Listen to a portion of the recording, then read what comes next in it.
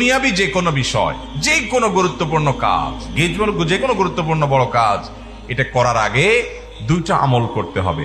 এক হলো ইস্তেশারা, আর একটা হলো ইস্তেখারা। একটা হলো পরামর্শ গ্রহণ করা, আর হলো আল্লাহর কাছ থেকে কল্যাণ কোথায় আছে সেটা দোয়া করে কামনা করে চেয়ে নেওয়া। চেষ্টা করবো তো ইনশাআল্লাহ। তাহলে ইস্তেখারা পুরাটা হলো কিন্তু একটা আমল।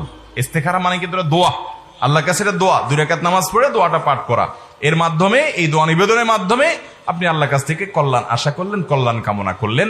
এরপর আপনি আল্লাহর পরে পরিপূর্ণ তাওয়াক্কুল করবেন যে এর পিছনে আল্লাহ তাআলা আমাকে কল্যাণ দিবেন। দোয়া করতে থাকবেন। নবী সাল্লাল্লাহু আলাইহি সাল্লাম প্রায় বলতে থাকতেন, আল্লাহুম্মা খিরলি ওয়াখতারলি, আল্লাহুম্মা খিরলি ওয়াখতারলি।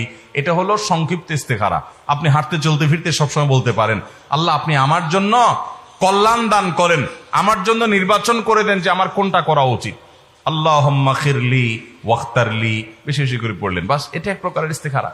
আর মূল ইস্তেখারা যেটা, সেটা তো আমরা পড়বো ইনশাআল্লাহ বিইذনিল্লাহ, বেশি বেশি করে প্রত্যেকটা গুরুত্বপূর্ণ কাজে ইস্তেখারা করতে থাকবো, করতে থাকবো, করতে থাকবো, এবং আল্লাহর উপরে পরিপূর্ণ তাওয়াক্কুল রাখবো। ঠিক আছে তো ইনশাআল্লাহ? আমল করবো তো ইনশাআল্লাহ? আল্লাহ আমাদের সবাইকে আমলের তৌফিক দান করুন। তবে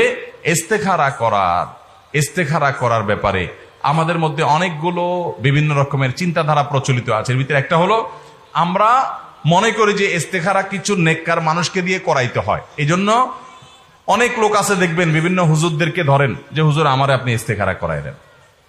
এটা নবী করিম সাল্লাল্লাহু আলাইহি ওয়াসাল্লামের সুন্নাহ দ্বারা প্রমাণিত না। আপনার ইস্তেখারা আপনি করবেন, আরেকজন করে দিলে হবে না, নাজায়েজ হবে, গুনাহ হবে, আমি সেটা বলছি না। আমি বলছি এটা সুন্নাহ না। নবী করিম সাল্লাল্লাহু আলাইহি ওয়াসাল্লামের কাছে সাহাবীরা কেউ এসে বলতেন না, ইয়া রাসূলুল্লাহ আমার ইস্তেখারাটা আপনি করে দেন।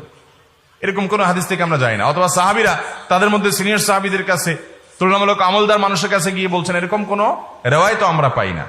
তবে ইস্তেখারা প্রত্যেকে যার যার ইস্তেখারা শেষে করবে। যদি আরেকজন ইস্তেখারা তার জন্য করে যে আল্লাহ তার জন্য এটা কল্যাণ হবে কিনা, আপনি সেদিকে মনটা ঝুঁকাই দেন, দোয়া করান, তো নেককারদের দোয়া চাওয়া যেতে পারে, এটা আমি নাজায়েজ বলছি না। কিন্তু পদ্ধতি হলো মূলত যার যার ইস্তেখারা শেষে করতে থাকবে। চেষ্টা করবো তো ইনশাআল্লাহ? মহিলারাও করতে পারে, পুরুষরাও করতে পারে, একজন ছাত্র মানুষ করতে পারে, একজন ব্যবসায়ী মানুষ করতে পারে, যে কোনো পেশার মানুষ করতে পারে। এটার জন্য বিশেষ কোনো যোগ্যতার প্রয়োজন নাই। শুধু ওই যে নামাজ পড়ে দোয়াটা পড়বেন, দোয়া মুখস্থ নাই, লিখে নিয়ে বই থেকে দেখে দেখে অর্থ সহকারে বুঝে বুঝে নিয়ত করে করে আপনি পড়বেন, বাস, তাহলে হয়ে গেল। আর ওই যে পরামর্শ মশওয়ারা, যেটা আমাদের থেকে বিদায় হয়ে গেছে, তাহলে পরামর্শ ভিত্তিক আমরা জীবনযাপন করব, ইস্তেখারা ভিত্তিক জীবনযাপন করব। তবে শরীয়তের কোন হালাল হারাম কাজ করবেন কি করবেন না, শরীয়তের কোন নির্দেশিত কাজ করবেন কি করবেন না, এই বিষয়ে আবার ইস্তেখারা চলবে না। আপনি যদি ইস্তেখারা করেন যে আল্লাহ হুজুর বলছে 5 ওয়াক্ত নামাজ পড়া